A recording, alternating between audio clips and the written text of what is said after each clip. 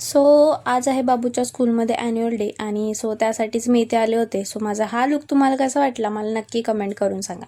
आणि मग स्कूलमध्ये आल्यानंतर ही छोटीशी सगळ्यात पहिले तर मला छोटी अशी क्यूट जोकर दिसली होती. त्यामुळे तिचासुद्धा मी एक छोटासा क्लिप घेतला.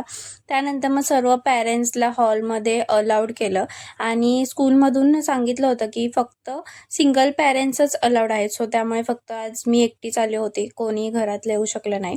आणि तिथे मग बाबूचा डान्स स्टार्ट होणार होता आणि पहिले प्रिपरेशनसाठी ना त्यांना स्टेजवरती उभं केलं होतं आणि तिथे सुद्धा त्याची एवढी सारी मस्ती स्टार्ट होती. आता हा सगळ्यात पहिले जो ॲक्शन करतोय ना तोच आहे माझा बाबू आणि किती क्यूट वाटत होता ना. असं वाटत होतं त्याला फक्त बघतच राहावं. 15 दिवसापासूनची त्यांची ही मेहनत होती सर्व टीचर लोकांची आणि मुलांची सुद्धा खास. आणि किती क्यूट वाटत होते ना एवढ्या सर्व मुलं की असं वाटत होतं त्यांना बघतच राहावं, त्यांचा डान्स संपायलाच नको. खूप छान असा डान्स त्याने केला. त्यामुळे मग संध्याकाळी आम्ही त्याला बीचवरती घेऊन गेलो, कारण खूप दिवसापासून त्याची इच्छा होतं की त्याला हॉर्सवरती बसायचं आहे. फर्स्ट टाइम तो बसला होता एकटा, नाही तर तो नेहमी त्याच्या पप्पांसोबतच बसतो आणि मला असं वाटलं तो रडेल वगैरे, पण तो अजिबात रडला नाही. त्याने खूप जास्त एन्जॉय केला आणि त्याला ॲक्च्युली उतरायचं सुद्धा नव्हतं.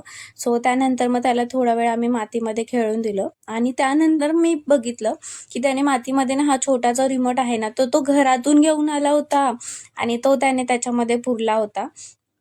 हा रिमोट आहे छोटा, जो आपला साऊंड सिस्टीम असतो ना त्याचा रिमोट आहे. आणि हा मुलगा एवढा जास्त आगाव आहे ना की काय बोलायलाच नको. म्हणजे तो लिटरली तो खिशामध्ये तो रिमोट घेऊन फिरत होता पूर्ण दिवस, म्हणजे जोपर्यंत आम्ही तिथे होतो तोपर्यंत. त्यानंतर मग आम्ही घरी आलो आणि घरी आल्यानंतर ही कसली तयारी आहे हे जर तुम्हाला माहिती करून घ्यायचं